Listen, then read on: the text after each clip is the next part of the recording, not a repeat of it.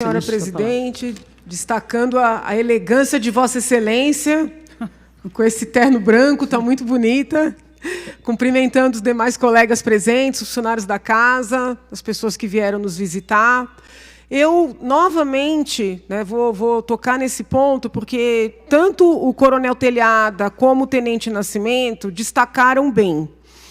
Nós não podemos confundir direitos fundamentais com direitos fundamentais de alguns.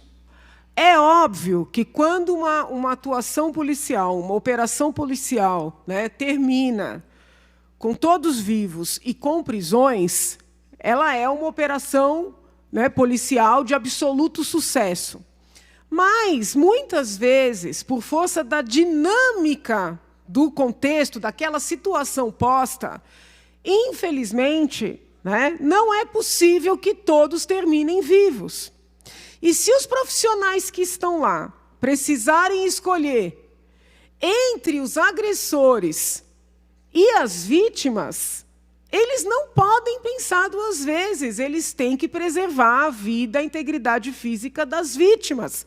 Daí, destacada a fala do Tenente Nascimento, essa questão da fração de minutos, ou de segundos até. Em aula, quando eu dou aula de bioética, a gente fala muito isso. O médico que está na ponta ali, no pronto-socorro, ele tem que tomar uma decisão na fração de segundos. E, às vezes, o comportamento desse médico é analisado no gabinete do promotor de justiça, do juiz de direito, por horas, sem se colocar na condição daquele profissional que está na ponta. A situação do médico do pronto-socorro é muito parecida com a do policial, que é chamado por uma ocorrência desta natureza. Então, foi uma ocorrência que movimentou a todos.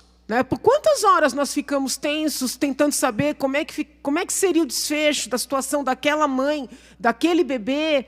Então, assim, é um pouco de insensibilidade querer culpar um profissional que agiu da maneira como deveria ter agido e salvou as vítimas na situação, mas vamos além. Além de insensibilidade, finda sendo, com todo respeito, irresponsabilidade, porque cria resistência nas pessoas pela legítima defesa dos direitos fundamentais. Quando nós equiparamos aquilo que não pode ser equiparado, nós desmerecemos o que tem que ser protegido.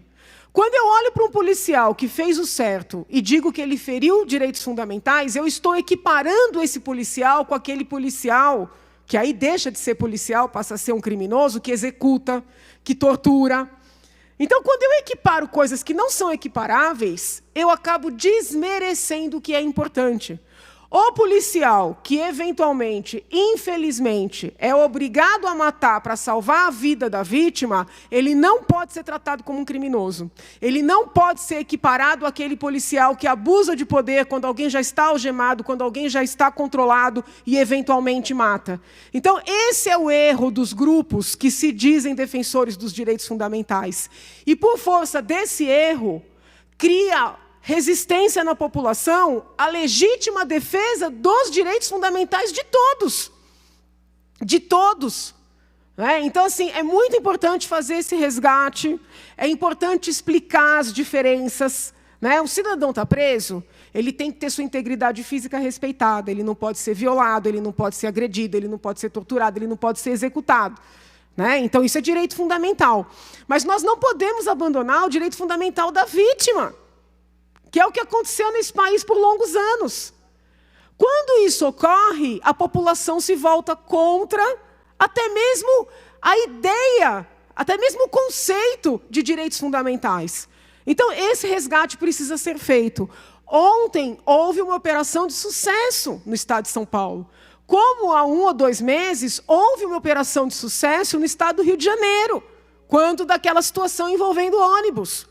Então, nós temos que diferenciar as situações para preservar o que precisa ser preservado e valorizar a defesa dos direitos fundamentais como direitos fundamentais de todos nós, independentemente da posição em que estejamos num determinado contexto histórico. Muito obrigada, senhora presidente.